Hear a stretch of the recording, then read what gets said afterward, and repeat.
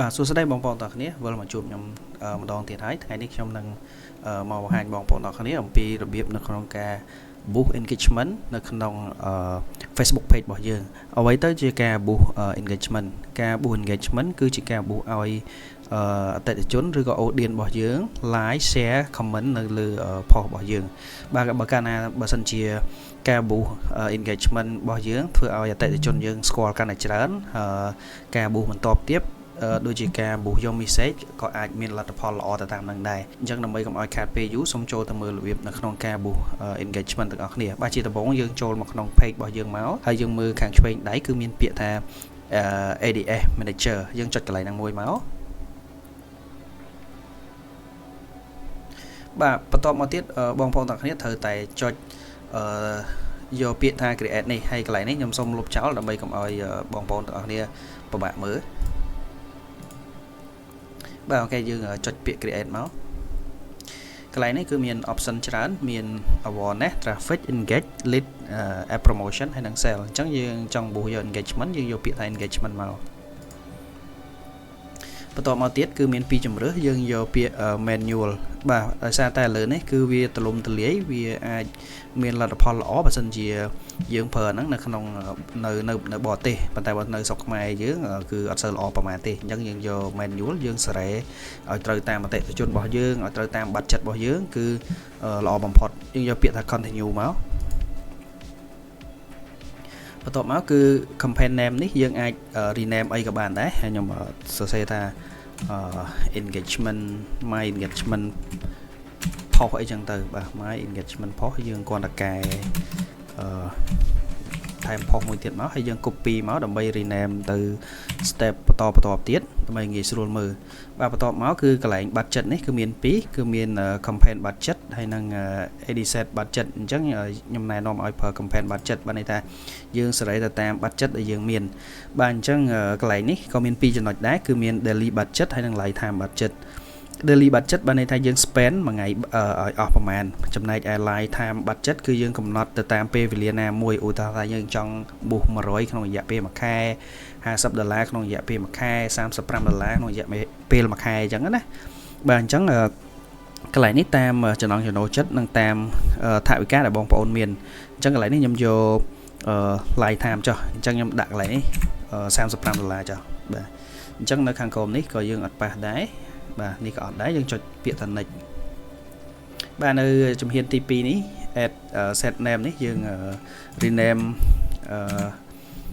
ឈ្មោះដែលយើងបានដាក់ពីខាងដើមហ្នឹងទៅយើងដាក់អីក៏បានដែរអត់មានបញ្ហាដែរតែគាត់ថាខ្ញុំដាក់អញ្ចេះគឺដើម្បីឲ្យស្រួលមើលបាទបន្ទាប់មកគឺចំណុច conversation នេះយើងចុចតម្លាក់វាមកបាទយើងយកពាក្យថា on your AD យើងអត់យក message ទេបាទ on your AD បាទបន្ទាប់មក engagement type នេះយើងយក interaction បាទន័យថាឲ្យគេ like comment មាន reaction share របស់យើងអីចឹងណាអញ្ចឹងនៅខាងក្រោមនេះគឺយើងអត់មានប៉ះអីទៀតទេហើយដោយសារតែមិញខ្ញុំយក live time អញ្ចឹងខ្ញុំ boost រយៈពេលមួយអាទិត្យចុះអញ្ចឹងថ្ងៃនេះគឺថ្ងៃ18អញ្ចឹងដល់ថ្ងៃ25គឺវារយៈពេលមួយអាទិត្យកន្លែងនេះយើងខ្ញុំអត់ប៉ះពាល់អីទេហើយកន្លែងនេះគ្រាន់តែជាម៉ោងទេបើសិនជាយើងចង់ boost ចាប់ផ្ដើមពីម៉ោងប្រហែលយើងសេរីទៅតាមនឹងទៅបាទចំណុចនេះយើង switch to original audience option ហ្នឹងទៅបន្ទាប់មកយើង continue បាទហើយយើង scroll ចុះមកក្រោមទៀតបាទ scroll ចុះមកក្រោមយើងនឹងឃើញពាក្យមួយថា placement គឺសំខាន់មែនតើយើងចុចយកពាក្យថា advantage បូក placement នេះបាទបន្ទាប់មកយើងយក manual មកកន្លែងនេះវានឹងរើសឲ្យយើងថាតើពាណិជ្ជកម្មយើងនឹងអាចទៅដល់កន្លែងណាខ្លះអញ្ចឹងបើសិនជា page Facebook បងប្អូន link ជាមួយ Instagram វានឹងដាក់ Instagram ហើយនិង Facebook ហើយ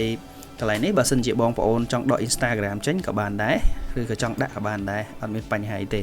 បាទបន្ទាប់ទៀតគឺកន្លែង placement នេះគឺយើងអាចដកចំណុចមួយចំនួនចោលបានបាទ new feed Facebook profile feed នេះយើងមិនបាច់ដាក់ទេ Instagram យើងដាក់មកព្រោះយើង select Instagram ដែរ profile នេះយើងមិនបាច់ដាក់ទេបាទកន្លែងនេះទុកនឹងសិនទៅ Facebook notification នេះក៏មិនបាច់ដាក់ដែរ Instagram story message Instagram reel Facebook reel ចំណុចនេះមួយទៀតគឺ in stream add for real អញ្ចឹងកន្លែងនេះបើសិនជាបងប្អូនគិតថាអាចជួបនឹង account ខ្មោចច្រើនគឺវាមកពីចំណុចហ្នឹងដែរអញ្ចឹងយើងដោះកន្លែងហ្នឹងទាំងអស់ក៏បានដែរបាទ search result នេះគឺយើងបិទដែរ reset app នេះក៏បាច់ដែរបាទហើយខ្ញុំសូមបញ្ជាក់មួយទៀតគឺបងប្អូនមួយចំនួនដែលគាត់ទៅអំបុះថ្មីគាត់គិតថាកន្លែងនេះបើសិនជាវា 100% គឺវាមិនលទ្ធផលល្អទៅកាន់ការអំបុះរបស់យើងប៉ុន្តែខ្ញុំ recommend ថាទោះជាវា 100% ក៏ដោយក៏វាអត់មាន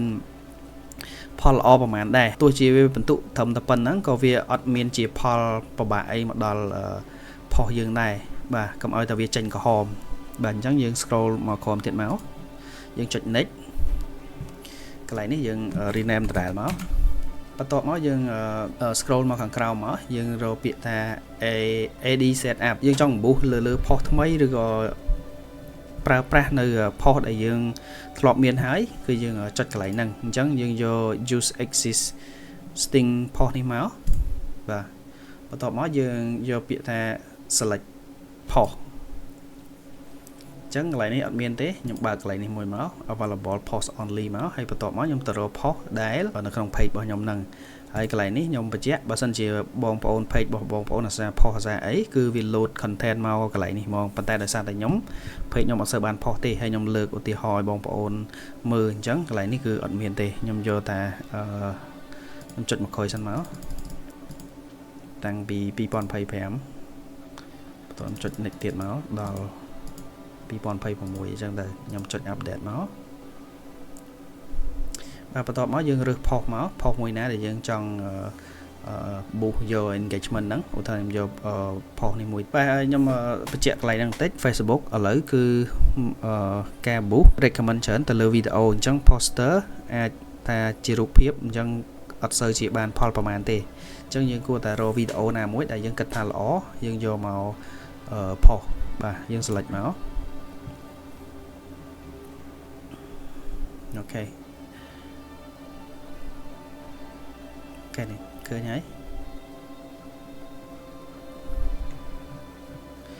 បាទអញ្ចឹងកន្លែងបន្ទុកនេះអត់អីទេបើសិនជារួចរាល់អស់ហើយបងប្អូនគ្រាន់តែចុច publish ទៅជាការស្រេចបាទអញ្ចឹងថ្ងៃហ្នឹងវីដេអូខ្ញុំមានតែប៉ុណ្្នឹងទេហើយបើសិនជាបងប្អូនចង់ចាប់អារម្មណ៍នៅក្នុងការ boost Facebook មិនថា boost engagement boost យក message boost អីកុំភ្លេចតាមដានវីដេអូរបស់ខ្ញុំហើយខ្ញុំនឹងចេញជាបន្តទៀតបាទសម្រាប់បងប្អូនដែលគាត់អត់ទាន់បាន subscribe channel របស់ខ្ញុំទេសូមជួយ subscribe channel YouTube របស់ខ្ញុំមួយផងអរគុណច្រើនជម្រាបលា